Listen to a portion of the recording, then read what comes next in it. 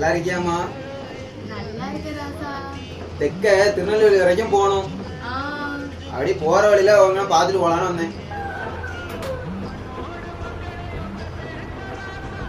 சமுக்காலம் தாயா நல்ல உரப்பா இருக்கு.